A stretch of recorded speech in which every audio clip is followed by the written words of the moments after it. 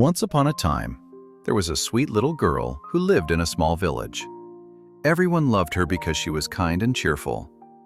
She always wore a bright red cape with a hood, so people called her Little Red Riding Hood. One sunny morning, her mother asked her to do something very important. "Please take this basket of food to your grandmother's house," she said. "Grandmother is feeling very sick, and she needs something to eat."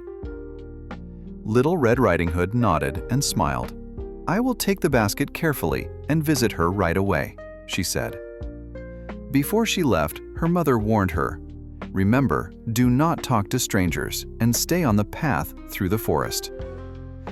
Little Red Riding Hood promised to be careful and started walking through the tall, green forest. The birds were singing beautiful songs and the sun shone through the trees. As she walked, suddenly, a big gray wolf appeared on the path. He looked at her with sharp eyes and said, "Hello, little girl. Where are you going today?" Little Red Riding Hood was polite but cautious. "I am going to my grandmother's house to bring her this basket of food," she replied. The wolf smiled slyly and thought to himself, "If I go to grandmother's house before the girl, I can trick them both." The wolf ran quickly through the forest, faster than Little Red Riding Hood could. When he reached the grandmother's house, he knocked softly on the door. Grandmother, surprised, opened the door, but before she could react, the wolf jumped inside and locked her in the closet. Then, the wolf put on grandmother's clothes and climbed into her bed, waiting for Little Red Riding Hood.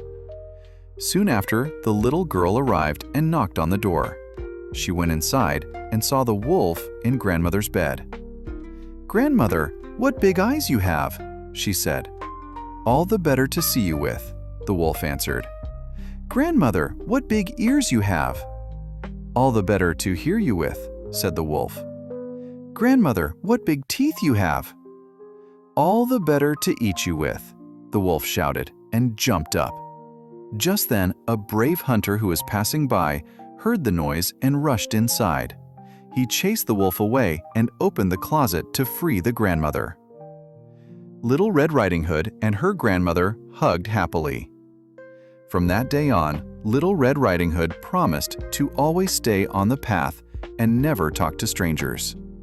And they all lived happily ever after.